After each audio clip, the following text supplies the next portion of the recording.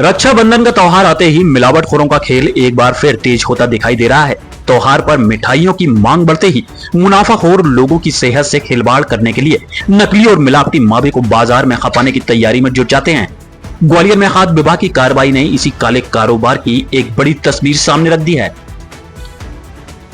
ग्वालियर के बहोड़ापुर इलाके में स्थित ट्रांसपोर्ट नगर में खाद्य विभाग ने एक लोडिंग वाहन से बड़ी मात्रा में संदिग्ध मावा और उससे बने खाद्य पदार्थ बरामद किए हैं। बताया जा रहा है कि कार्रवाई के दौरान करीब 86 नग लगभग 4500 किलोग्राम माल पकड़ा गया, जिसकी अनुमानित कीमत 7 से 8 लाख रुपए के आसपास बताई जा रही है।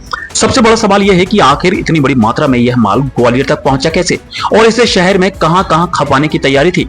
जानकारी के मुताबिक राजस्थान के धौलपुर और मध्य प्रदेश के मुरैना जिले से यह माल ग्वालियर लाया जा रहा था, यानी त्योहार से पहले दूसरे इलाकों में माल लाकर ग्वालियर के बाजार में खपाने की कथित तैयारी चल रही थी।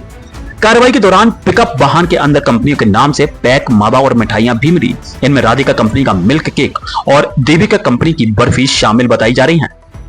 अब सवाल सिर्फ मावे की गुणवत्ता का नहीं बल्कि इस पूरे सप्लाई नेटवर्क का है।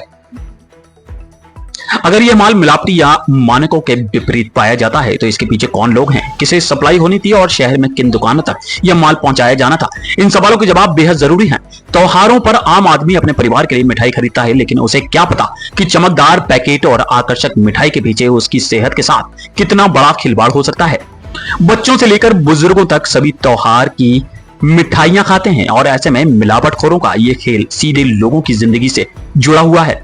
खाद्य विभाग ने बरामद माल की सैंपलिंग कर उसे जब्त कर लिया है और आगे की कार्रवाई शुरू कर दी है।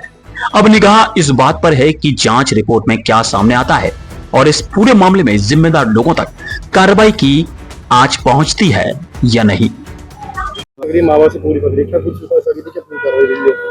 ये वरिष्ठ अधिकारियों से प्राप्त सूचना के आधार पर खाद्य सुरक्षा प्रशासन के खाद्य सुरक्षा अधिकारियों द्वारा यहाँ अपने ट्रांसपोर्ट नगर स्थित गाड़ी परिवहन होती हुई पकड़ी गई है, जो गाड़ी मुरैना की है MP 06 3281। जब यहाँ पर पूछताछ की गई तो वाहन के ड्राइवर द्वारा उक्त वाहन में मिक्स केक, ये एक राधिका ब्रांड की मिक्स केक हलवा और देविक ब्रांड की डिलीशियस बर्फी, ये 2 ब्रांड के माल पाया गया था। लगभग 83 नग पाए गए हैं, जिसमें 4500 किलोग्राम दोनों आर्टिकल पाए गए हैं, जिसकी लगभग 7.5 लाख रुपए कीमत है। इसमें मौके पर उपस्थित हुए हैं उक्त माल के मालिक सुरेश चंद्र गुप्ता, जो मुरैना निवासी हैं। उनकी उपस्थिति में नमूना निरीक्षण की कार्रवाई की गई है।